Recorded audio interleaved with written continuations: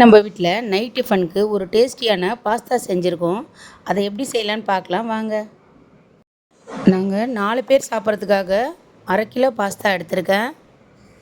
இந்த பாஸ்தா நிறைய ஷேப்பில் கடையில் கிடைக்குதுங்க. இதில் நான் முறுக்கு மாதிரி எடுத்திருக்கேன். இதை செய்ய தேவையான பொருட்கள் நான் சொல்கிறேன். வெங்காயம், பச்சை மிளகா, கருவேப்பிலை, இஞ்சி பூண்டு, கொத்தமல்லி.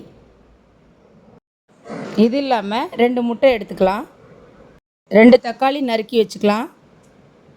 இப்போ ஒரு பேனில் ஆயில் விட்டுட்டு பட்டை, ஒரு கிராம்பு, ஒரு பிரியாணி இலை போட்டிருக்கேங்க.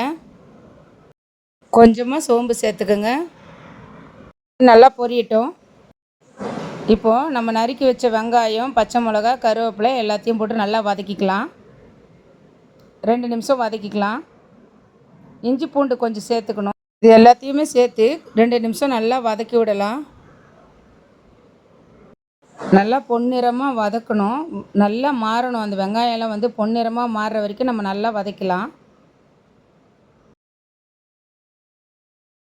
இப்போ நல்லா பொன்னிறமாக வெங்காயம் வதங்கி வந்திருக்குது. இப்போ நம்ம நறுக்கி வச்சுருக்கிற தக்காளியை 2ம் சேர்த்து ஆட் பண்ணிக்கலாம். நல்லா வதக்கிக்கலாம். தக்காளி நல்லா பச்சை வாசனை போகிற வரைக்கும் நல்லா வதக்கிக்கலாம். இப்போ நல்லா பச்சை வாடை போயிடுச்சுங்க. நல்லா வதங்கிடுச்சு தக்காளி. இதுக்கு தேவையான மசாலா பொருட்கள் 1/2 ஸ்பூன் மஞ்சத்தூள், 1 ஸ்பூன் தனியாத்தூள், 2 ஸ்பூன் மிளகாத்தூள் போட்டிருக்கேங்க.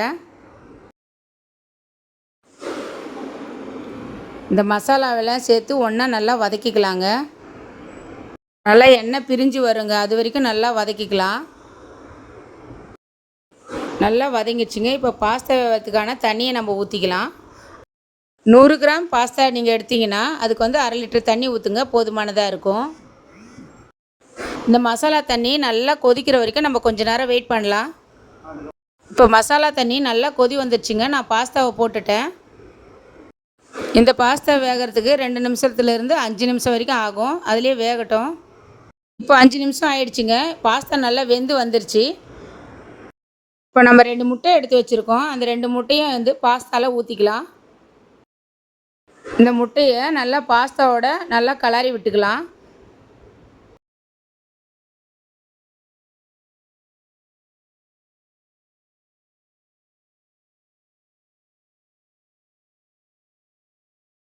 இந்த பாஸ்தாவோட முட்டையும் நல்லா 2ம் மிக்ஸ் ஆகிற வரைக்கும் நல்லா கலந்து விட்டுக்கலாம்.